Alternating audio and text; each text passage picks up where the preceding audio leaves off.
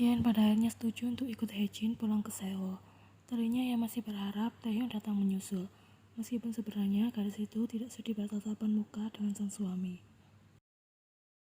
Ketika rasa benci yang membakar perasaan Ian sedikit padam, maka rasa rindu datang menghampiri.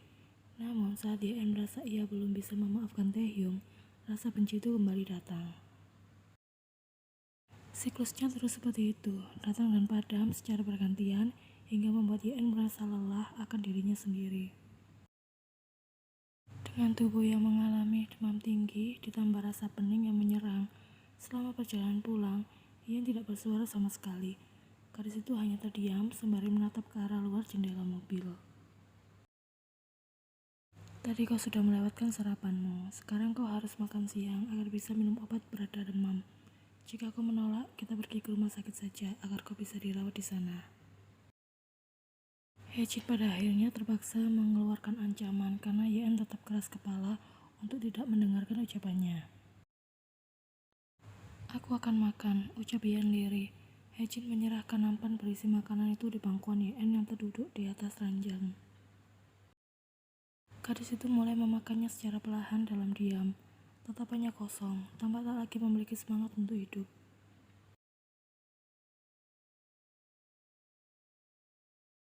Aku tidak ingin bertemu dengan dia, ucap Yeon tak sepenuhnya berbohong. Ia ingin menjauh dari Taehyung, namun tidak tahu apakah ia mampu. Hejin sudah mengusap lembut pundak menantunya di sana. Bicarakan baik-baik terlebih dahulu, baru kemudian kau bisa ambil keputusan. Apapun itu, aku pasti akan mendukungmu. Aku akan meminta Taehyung untuk pulang. Habiskan makan siangmu. Aku akan pergi menggantikan suamimu untuk menjaga Airin. Pamit Hejin tidak keluar dari kamar Taehyung dan Yeon di kediaman Kim. Tadinya Yeon sudah ingin pulang ke kediaman Han, tapi Hejin menolak dengan keras permintaan gadis itu. Khawatir akan kondisi Yeon yang tampak kosong. Meskipun di sana ada beberapa pekerja, namun tetap saja mereka pasti akan merasa sungkan untuk bertanya secara berkala apakah Yeon baik-baik saja. Berbeda dengan di kediaman Kim, di sini ada Hejin yang bisa memantau keadaan sang menantu, memastikan Yeon tetap dalam keadaan aman. Sini biar aku bantu, ucap Hejin urung meninggalkan Yeon di sana setelah melihat gadis itu terdiam cukup lama sembari menatap pisau stik yang ia pegang di tangan kirinya.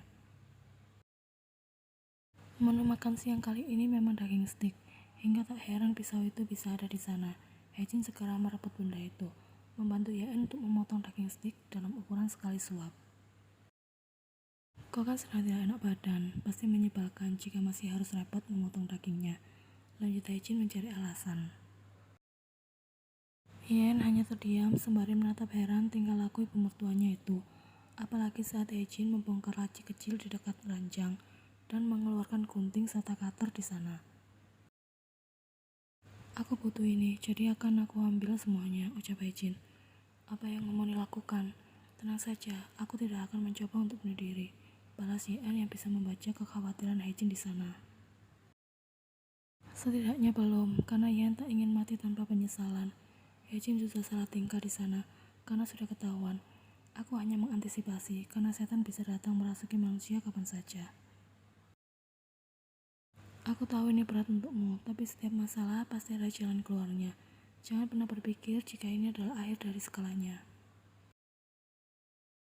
Kalaupun terlalu berat, kau bisa datang padaku. Aku memang ibu kandung Taehyung, tapi aku tidak akan menutup mata jika dia memang salah.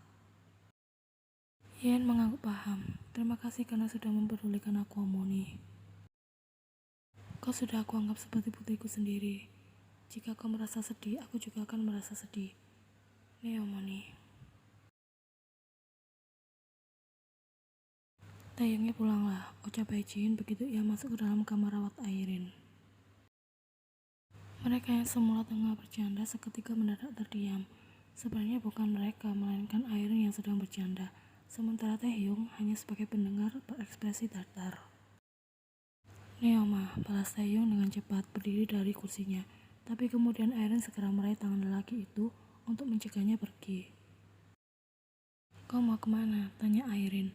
Airin lepaskan Taehyung. Istrinya sudah menunggu sejak semalam, bahkan sampai jatuh sakit karena memikirkan apa yang dilakukan suaminya di luar sana. jawab Hejin dengan tegas.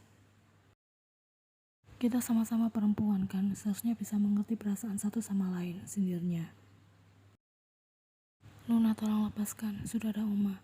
Kau bersama Oma saja sementara, besok juga ada Boji. Dia sudah pulang dari luar kota, pinta Taeyong. Kenapa kau harus menuruti permintaan wanita egois yang hobi maunya sendiri itu? Balas Airin. Kau ini sedang membicarakan siapa sebenarnya? Tanya Hejin. Han Yan tentu saja. Itu lebih seperti kau tengah membicarakan dirimu sendiri. Balas Hejin yang membuat Airin tersentak dengan wajah memerah menahan malu dan kesal. Wajar jika seorang istri mencari suami dan dekat dengan suaminya, karena itu memang hak dia. Yang tidak wajar adalah menahan suami orang untuk menemani dalam waktu yang lama dan meminta lelaki yang telah beristri untuk melupakan istrinya. Airin, aku mohon jangan membuatku terpaksa memandangmu buruk, karena di mataku kau ini masih putriku. Jika kau terus bersikap keterlaluan begini, bisa jadi aku akan merasa muak dan memperlakukanmu benar-benar seperti seorang wanita berebut. Airin dengan terpaksa melepaskan pegangannya pada tangan Taeyong. Gadis itu sudah menunduk di sana. Pergilah Taeyong, Tita Hejin. Neoma, ini terakhir kalinya ya kalian bertemu. Setelah ini tidak boleh lagi. Ucap Hejin saat Taeyong sudah mencapai ambang pintu hendak keluar. Kenapa Omoni? Tanya Airin dengan tatapan penuh dengan protesan. Taeyong, tunggu sebentar. Jangan pergi dulu. Omoni tolong jelaskan mengapa aku tidak boleh bertemu dengan adikku sendiri. Kau bahkan tidak menganggap Taeyong sebagai adik lagi, melainkan seorang lelaki. Lagi pula sejak awal, kalian tidak ada hubungan darah. Jadi tidak ada salahnya jika Taeyong memutuskan hubungan denganmu. Taeyong sudah datang kembali, namun menarik Hejin untuk ikut dengannya. Oma, ayo keluar sebentar. Oma jangan terlalu kejam pada Airin, Nona, pinta Taeyong. Dia harus disadarkan agar mengerti. Aku tahu Oma, tapi kondisinya baru saja membaik. Yong Gi-hyung sendiri bilang jika saat ini kita harus menjaga mentalnya untuk tetap baik-baik saja. Kau membelanya sekarang Taeyong? Kau sudah menentukan pilihanmu ternyata, balas Hejin. Tidak seperti itu Oma. Aku hanya mengulang ucapan Yong Gi-hyung sebagai dokter yang sudah merawat Airin Luna selama ini. Aku juga bisa bicara seperti Uma untuk menegaskan posisiku yang telah beristri jika kondisi Airin Luna sudah membaik nantinya. Tapi Oma malah terburu-buru melakukannya. Kemam Taeyong agak kesal.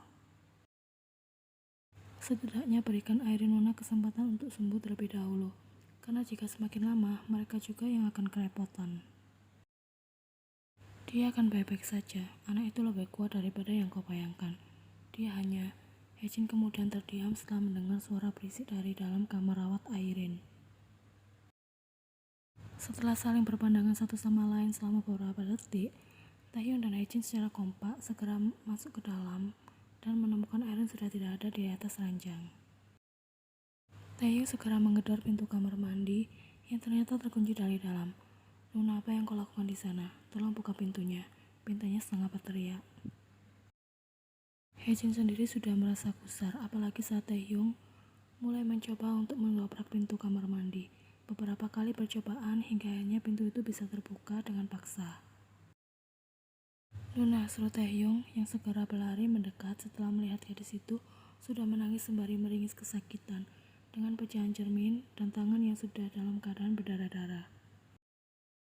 Melihat hal itu, Hejin buru-buru memanggil dokter untuk meminta bantuan. Sementara Taeyong membawa Airin keluar dari kamar mandi dengan hati-hati dan meminta gadis itu untuk tetap tenang. Biarkan aku saja, aku bukan seorang wanita berebut. Kenapa kita tidak boleh bertemu lagi setelah ini? Ranjau gadis itu dalam tangisnya. Selama mendapatkan perawatan luka sobek di tangannya, hingga harus mendapatkan lebih dari 5 jahitan, Airin tetap menggenggam erat tangan Taeyong di sana. Ia tak membiarkan Taeyong terlepas barang sedetik pun. Sementara Hejin sudah merasa gusar, bukan karena memikirkan Airin melainkan Yen, yang meskipun tak mengakuinya, tapi di rumah ia pasti menunggu kepulangan Taeyong. Untuk sementara ini, tolong bantu para dokter dengan cara turut ikut menjaga mental pasien. ucap Yonggi pada Hechin dengan tatapan menyayangkan hal seperti ini bisa terjadi. Padahal jika semuanya tetap berjalan dengan baik, minggu depan Airin pasti sudah bisa pulang ke rumah. Tapi karena ada kejadian ini, gadis itu mungkin harus menjalani terapi psikologis untuk mengatasi masalah kesehatan mentalnya. Om Oni, di mana Teh Yungi? Tanya Airin sudah curiga duluan ketika ia baru bangun pada pukul 6 sore dan tak bisa menemukan lelaki itu dimanapun. Aku memintanya untuk menjemput apanya di bandara, jawab Hechin beralasan. Airin sudah menatap Hechin penuh curiga. Bukannya Boci sudah ada supir ya? Hechin mengangguk, supirnya tidak bisa datang bekerja karena ada masalah keluarga. Airin tidak memberikan respon, namun juga tak lagi mengajukan pertanyaan, meskipun ia masih dilanda rasa curiga.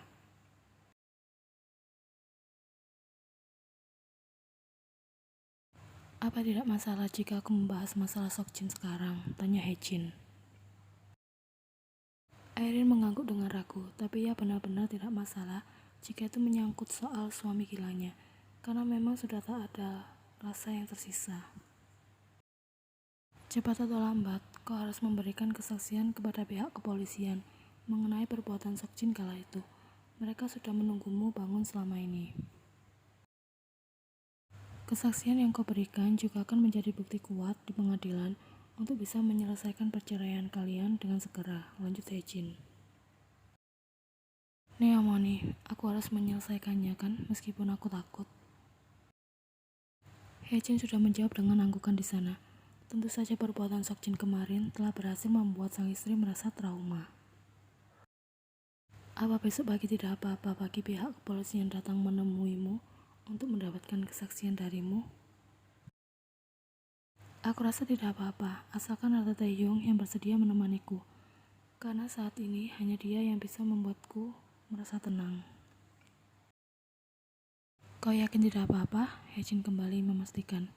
Iya Moni, aku juga ingin masalah ini segera berlalu, karena tak lagi sudi memiliki hubungan dengan Kim Sok Jin lagi, jawab Airin. Baiklah kalau begitu, aku akan menghubungi mereka dan mengatakan jika keadaanmu sudah stabil.